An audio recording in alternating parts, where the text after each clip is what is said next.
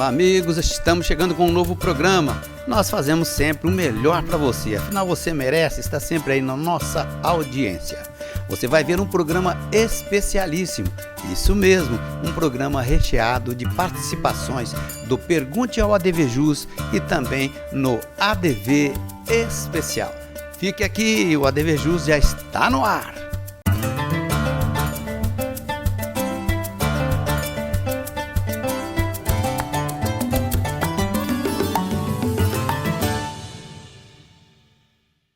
Legal, estamos iniciando o nosso programa de hoje, mas só para variar, nós vamos trazer sim para você uma notícia jurídica, ok? Veja aí. Tribunal de Justiça de São Paulo, TJ, disponibiliza página que esclarece dúvidas frequentes de advogados. Isso mesmo, o Tribunal de Justiça aqui do Estado de São Paulo disponibiliza em seu portal uma página com respostas para as principais dúvidas dos advogados, principalmente ali com relação ao peticionamento eletrônico. Foram selecionadas 10 perguntas mais frequentes que chegam lá nos canais de atendimento do TJ. O objetivo do tribunal é facilitar o trabalho dos profissionais de direito com respostas simples e hiperlinks para comunicados, portarias e sistemas relacionados a cada tema. A iniciativa é resultado do trabalho do Comitê Gestor de Orçamento e Priorização do Primeiro Grau, que tem a atribuição de fomentar, coordenar e implementar programas, projetos e ações com o objetivo de aprimorar os serviços. As dúvidas frequentes foram compiladas pela Secretaria de Primeira Instância do TJ, a partir dos questionamentos recebidos justamente ali pelo Service Desk. São várias as dúvidas, eu separei aqui duas, mas olha só, só como exemplo, como protocolar petição e documentos sigilosos, muita gente não sabe, Como cadastrar incidente de cumprimento de sentença e muitas outras dúvidas mais. É só você entrar lá, mais informações no site tjsp.jus.br e foi justamente no TJ que extraímos esse comunicado a você, ok?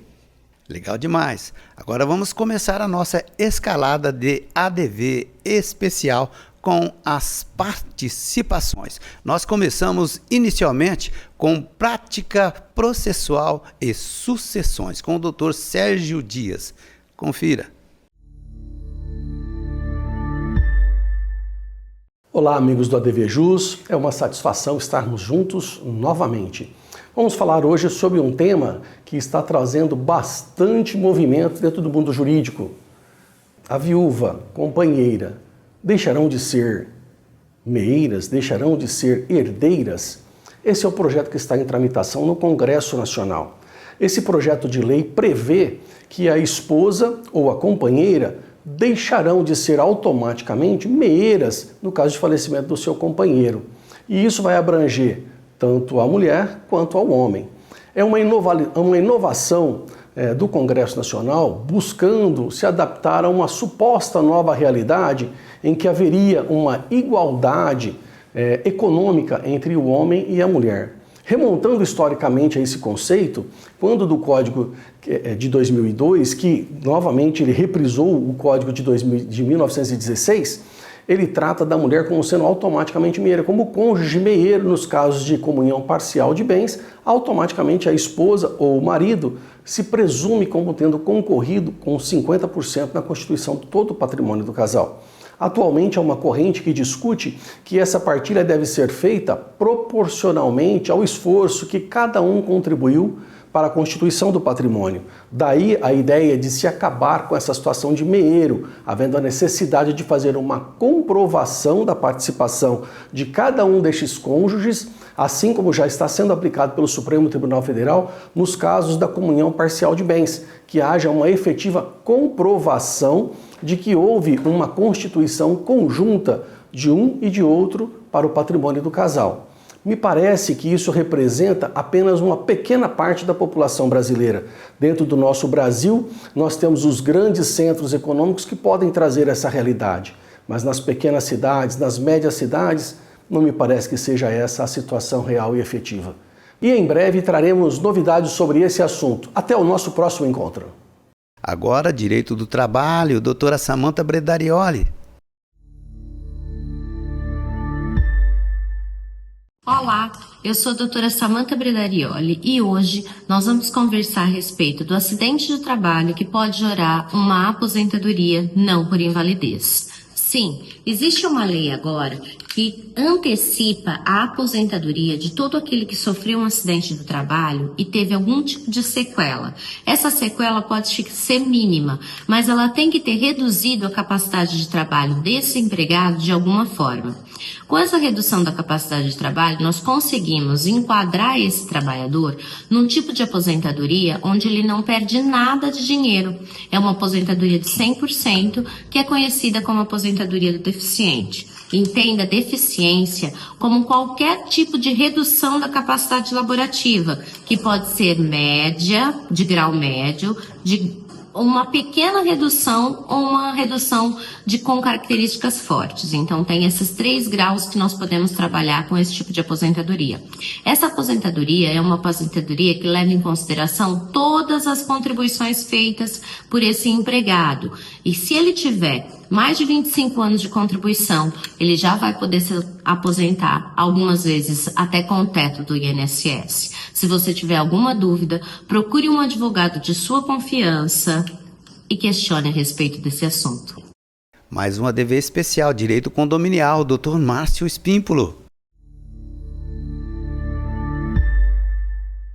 Olá, eu sou Márcio Espímpolo e no quadro Direito Condominial de hoje nós vamos falar sobre uma recente lei municipal, Ribeirão Preto especificamente. Existe essa lei também em alguns outros municípios e também estados, mas nós vamos falar especificamente da cidade para a cidade de Ribeirão Preto, que a partir de março, do final de março, os condomínios são obrigados a cuidar dos animais comunitários. O que vem a ser animais comunitários?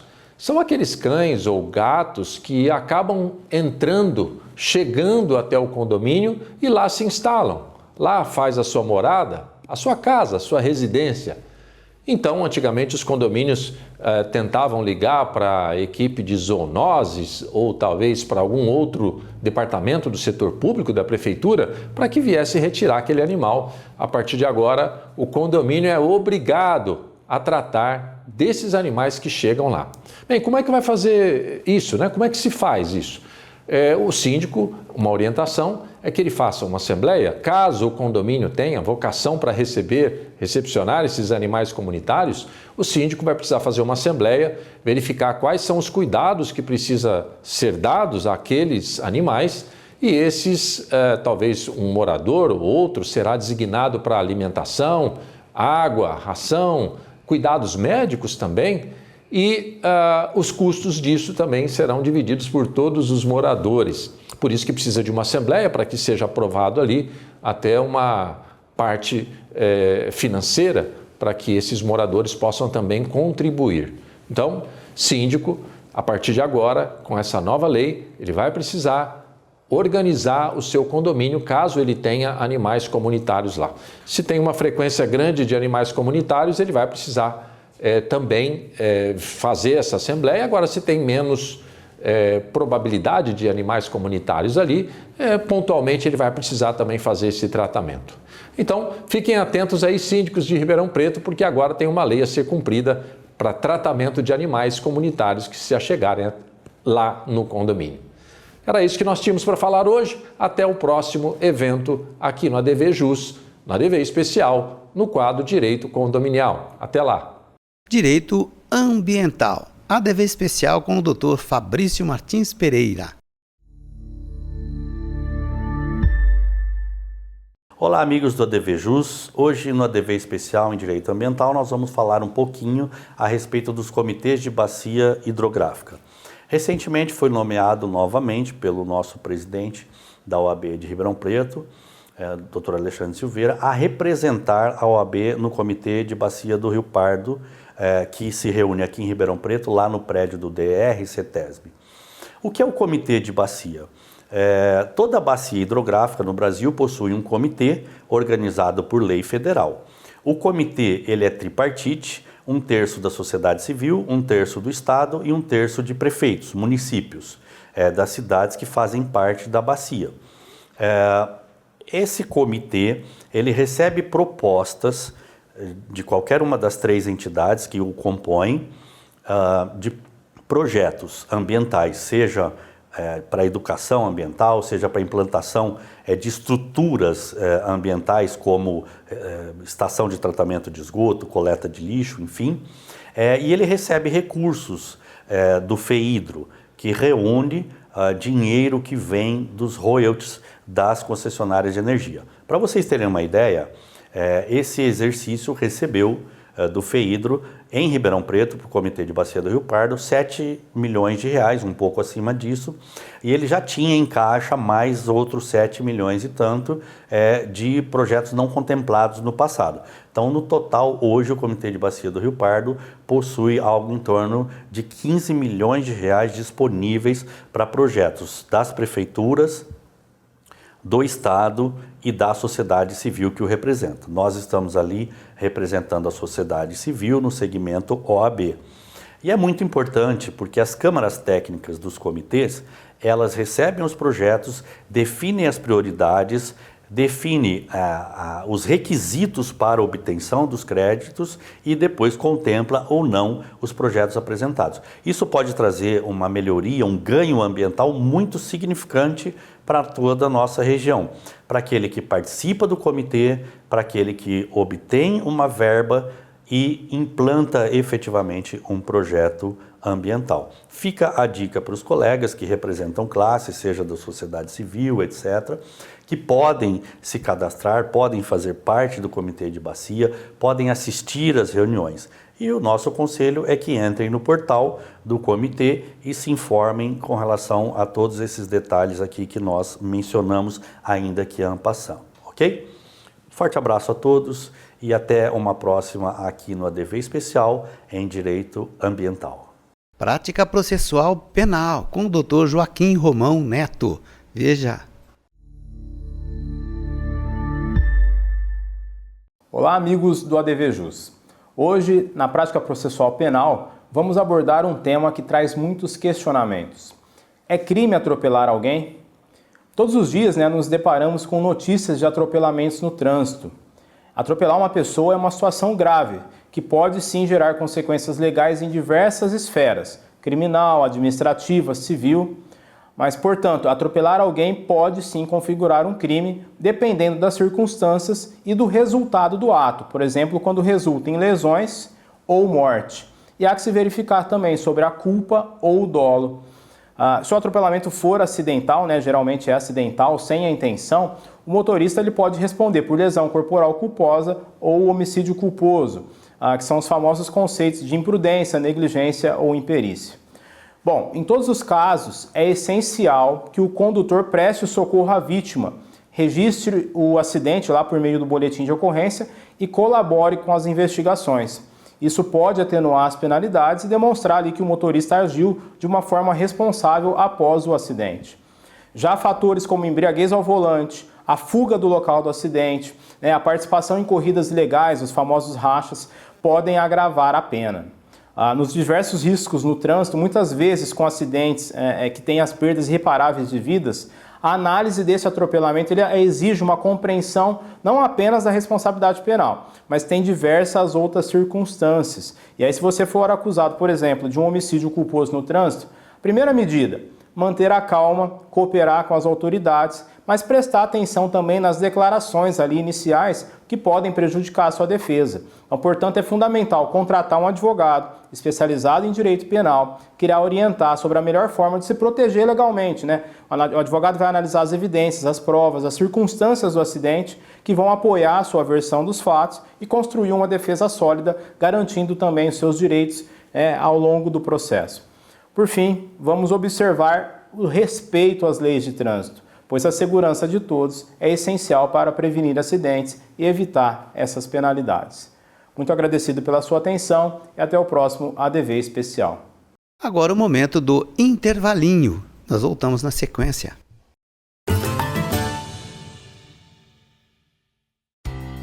La Botilha Vinhos, onde você encontra os melhores rótulos. Venha conhecer. Agora quero falar para você do Zezinho Alfaiate, Espaço Homo, ali da rua Eliseu Guilherme 681. Vista-se com bom gosto e elegância através dos trajes do Zezinho Alfaiate, inclusive aquele traje feito sob medida especialmente para você. Isso mesmo, no Zezinho Alfaiate você também dispõe ali de confecções já prontas do traje masculino, daquela forma que você procura, com aquele atendimento mais que especial. Zezinho Alfaiate, na Eliseu Guilherme 681. Faça como eu, vista-se com elegância com os trajes do Espaço Homo. O ADVJus foi criado para advogados e demais operadores do direito para divulgar o dia a dia do mundo jurídico. Tem o objetivo de informar, através de notícias, reportagens, prestação de serviços, entrevistas e podcasts. Também abre espaço para abordagem e discussão de temas relevantes, com a participação de especialistas das mais diversas áreas do direito. Programa semanal inédito, na TV e redes sociais. Acompanhe o que acontece em www.advjus.net, um site com design moderno e fácil de acessar. O ADVJus também está nas redes sociais. Acompanhe, curta e compartilhe. Portal ADVJus, para advogados e operadores do direito. Arcângelo Imóveis, venda, locação e administração. Compromisso e confiança. Arcângelo Imóveis.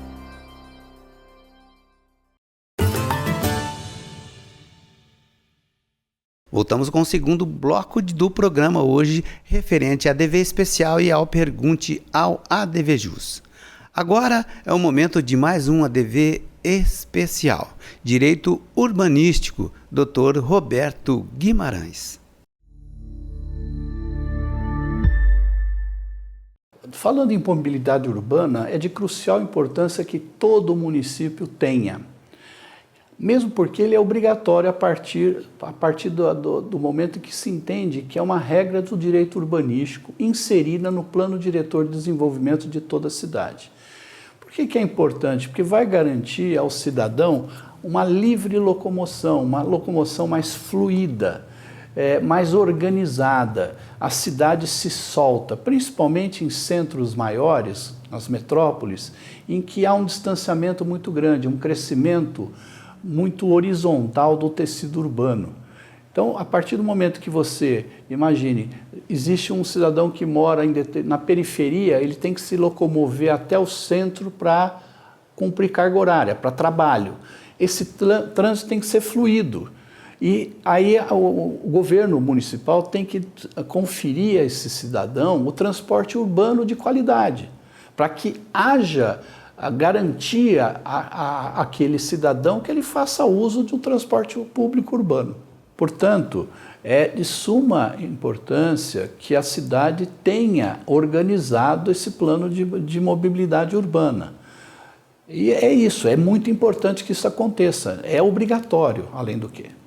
Agora ADV especial, Direito Notarial e Registral, com o ótimo Wendel, veja. Olá, meus amigos do ADVJus. Hoje vou falar com vocês rapidamente sobre algumas vantagens da lavratura do inventário extrajudicial por um tabelião de notas. No tabelião de notas existem várias oportunidades e possibilidades positivas da lavratura do inventário extrajudicial. Vou falar alguma delas com vocês. A primeira é a organização de vários imóveis com o recolhimento dos impostos de vários estados num único tabelião de notas. Então eu lavro uma escritura no estado de São Paulo com bens, no estado de Minas Gerais, Goiás, Rio de Janeiro, recolho os impostos separadamente, lavro o ato, podem todos assinarem à distância digitalmente pelo e-notariado sem comparecer no tabelião de notas e posteriormente ainda o mesmo tabelião envia aos registros de imóveis distintos, registra-se tudo e conclui-se o processo de uma forma rápida, célere e ajudando e colaborando com esse advogado patrono deste inventário. Mas muito mais do que isso, da celeridade, é poder lavrar atos cumulativos, eu poder assinar os inventários cumulativo com uma venda, o inventário cumulativo com uma doação, o inventário cumulativo já com testamento de quem está recebendo o patrimônio. Ou seja, existem várias oportunidades positivas. Mas para fechar com chave de ouro, a que eu quero mesmo falar com vocês é os recebimentos honorários advocatícios. Esses também são recebidos de forma mais célere, porque se um processo de inventário no tabelião de notas, ele pode ser capaz de ser lavrado em 10, 5, 15 dias, os seus honorários também serão recebidos na mesma proporção, totalmente diferente do judiciário. Para essas dúvidas e muito mais, me coloco à disposição. Nos vemos em breve. ADV Especial Direito da Moda, com a doutora Rafaela Leone. Confira. Olá, eu sou a doutora Rafaela Leone e aqui no ADV Jus Especial falarei sobre o direito da moda e propriedade intelectual. Hoje quero destacar a propriedade intelectual e a inteligência artificial. A interseção entre propriedade intelectual e inteligência artificial é um campo de crescente relevância e complexidade. A propriedade intelectual abrange um conjunto de direitos que protegem criações da mente, como invenções, obras literárias e artísticas, marcas e designers. Com o avanço da IA, surgem novos desafios para a proteção dessas criações. A IA é capaz de gerar obras como músicas, textos e até invenções, levantando questões sobre a titularidade dos direitos autorais e patentes. Por exemplo, se a IA cria uma obra original, quem é o autor? O programador que desenvolveu a IA, a empresa que utiliza ou a própria IA? Essa questão desafia as definições tradicionais de autoria e propriedade. A legislação atual geralmente atribui direitos autorais a indivíduos, mas a IA não se encaixa facilmente nesse modelo.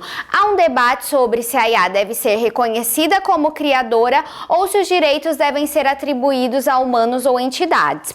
Ainda, a IA pode ser utilizada para desenvolver novas invenções. Isso levanta a questão de se uma invenção criada por uma IA pode ser patenteada e quem deve ser listado como inventor. O treinamento de modelos de IA requer grandes volumes de dados, muitas vezes protegidos por direitos autorais. O uso de tais dados pode infringir direitos de IPI, levando às questões legais sobre a utilização e o acesso a essas informações.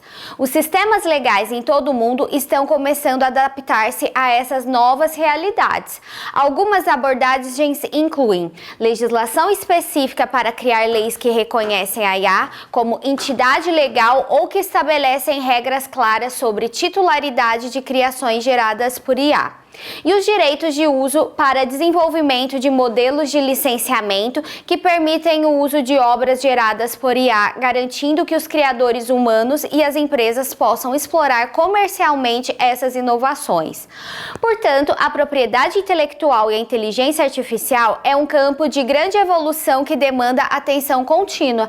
À medida que a tecnologia avança, será necessário que legisladores, juristas e a sociedade em geral colaborem para criar um ambiente que fomente a criatividade e a inovação, ao mesmo tempo em que protege direitos aos criadores e assegura o respeito à propriedade intelectual. Em breve eu voltarei com mais temas de direito da moda e propriedade intelectual. Até lá! Agora o momentinho é do Pergunte ao ADV Jus. Veja só essa dúvida. Pessoal, tudo bem? Vamos lá. Hoje o tema que nos colocaram é qual o risco que aquele adquirente ele tem quando ele faz a aquisição de um imóvel na planta. Veja que, na verdade, o adquirente, primeiramente, fora certidões negativas por parte da construtora, que é válido sim o adquirente ter acesso, também ele tem que ter atenção naquela construtora se ela entrega os seus projetos em dia, se ela tem por hábito atrasar na entrega daquela obra. E não só isso, a leitura, quando aquele adquirente compra o imóvel na planta, muita atenção na leitura do contrato. Por quê? Porque durante a obra correrá aqueles juros de obra, que é o INCC. Então, muitas vezes, a pessoa é pega de surpresa com esses juros. Então, muita atenção na leitura, porque não é só o pagamento do financiamento imobiliário, terá também a correção pelos juros de obra. Então, é isso que cabia falar um pouquinho sobre esse tema. Um abraço e até a próxima. Mais um Pergunte ao ADV Jus aqui no ADV Especial. Veja. Bom, antes de falar da diferença de furto e roubo, vamos falar da semelhança, né? Ambos são crimes contra o patrimônio. A pessoa, né, o autor do crime, ele expolia, ele subtrai algo de alguém. A grande diferença é, o furto, ele não tem violência ou grave ameaça na subtração. O roubo, sim, ele tem a violência ou grave ameaça. Então, se a pessoa subtrai o patrimônio de outro mediante violência ou grave ameaça, aí está praticando o crime de roubo. Se a subtração não tem violência, não tem grave ameaça contra a pessoa, aí sim está praticando o crime de furto. Essa é a grande diferença. Por exemplo, entrei num carro e subtraí o carro que estava estacionado. Furto. Com uma arma de fogo, eu pedi para o motorista me entregar o carro. Aí sim houve a violência ou a grave ameaça, é o roubo. Essa é a grande diferença entre o crime de furto e roubo. Agora o momento do sorriso, momento divino. Oferecimento La Botilha. O melhor rótulo é aquele que você gosta. Veja só. Esse é o Lutzville Capel Diamond Pinotage. É um vinho sul-africano, tem uma coloração bem intensa, com aromas de frutas silvestres que lembram amora, framboesa. No paladar ele é bem encorpado, um bom preenchimento de boca, tá? Macio, tá? E muito elegante. Tá? É um vinho que harmoniza muito bem com massas com molho vermelho, pizzas e alimentos condimentados. Este é um vinho para ser servido entre 16 e 18 graus Celsius e é uma excelente escolha. Final de mais um ADV Jus TV, mas em breve estaremos de volta com um programa inédito. Um forte abraço e até o próximo.